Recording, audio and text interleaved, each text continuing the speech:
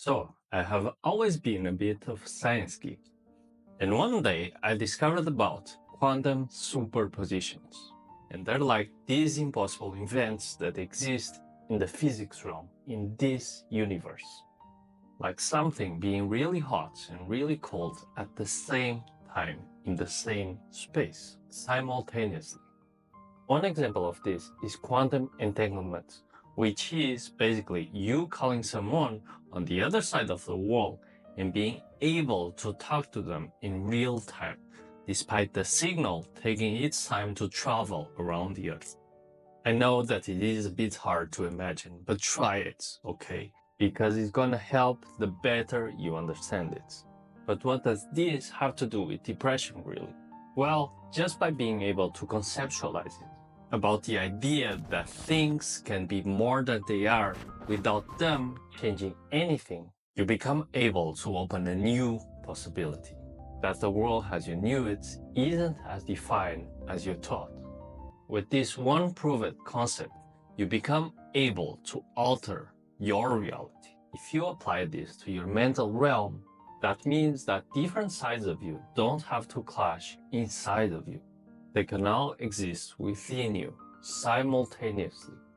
You don't have to suffer the pressure of being one thing or the other.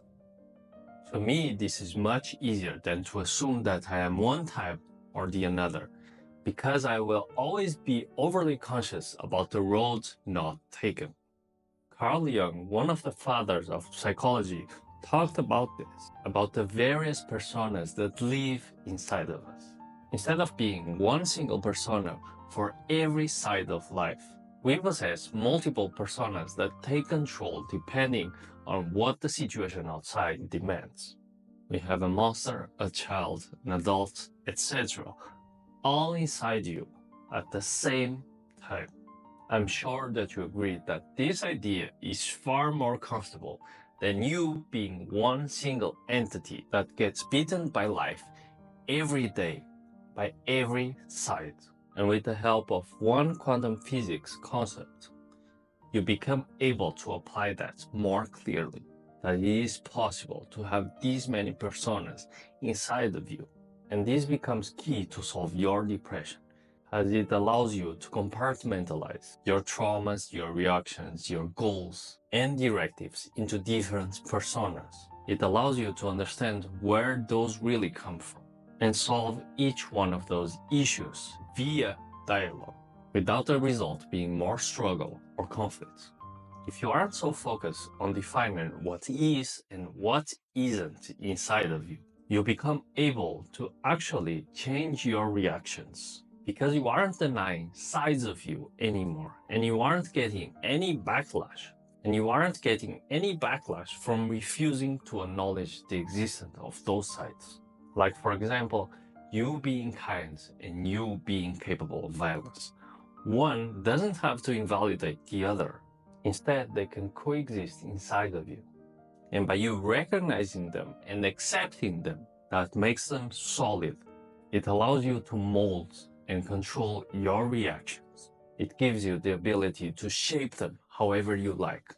And it gives you the power to not be so at mercy of your own mood swings. And this is the idea that made me break through my depression. Instead of denying that I was like that or running away from it, I chose to accept it as my own, allowing other personas to exist within me. Personas that don't have depression, allowing me to make new choices that my usual depressed self wouldn't choose. Choices that allows me to move further from depression, while simultaneously accepting that depression is a part of me, allowing the symptoms to lessen because I wasn't rejecting myself anymore. I wasn't hating or criticizing myself. And that is really the only way we solve this depression. No pill or behavior can change that really, because those sides of you will always exist inside of you while you breathe. And depression is a symptom from unresolved issues from those sides.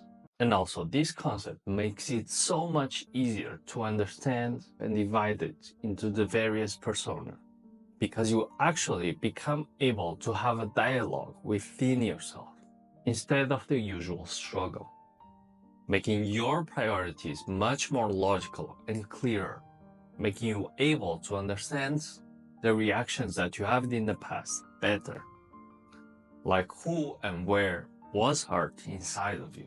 Why did this persona come out? And which persona are in control at which times? Allowing you, for once, to actually have control over yourself and have peace of mind for the first time in your life. You don't have to make this side of you who is tired, anxious, and depressed face everything in your life. And you don't have to suffer with it from making it do everything in your life. There are other sides of you that can deal much better with that. And that's what the behaviors I talked about before in this guide enunciates. The child who has fun, the monster who protects, the scared one who avoids problems, the adult who takes control.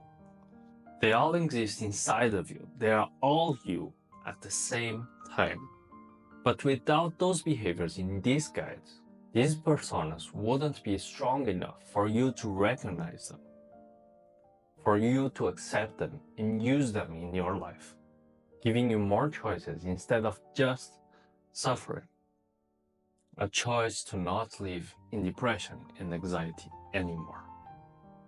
So let's modify the reality you live in. Bring all those sides of you out at the same time, like the child who was hurt, the monster who lost control, the heartbroken teenager, and make them talk to each other. So peace can happen and prevent your depression from coming back ever. If this world is only you, then allow more of you to exist. And then you shall need nothing else and no one else.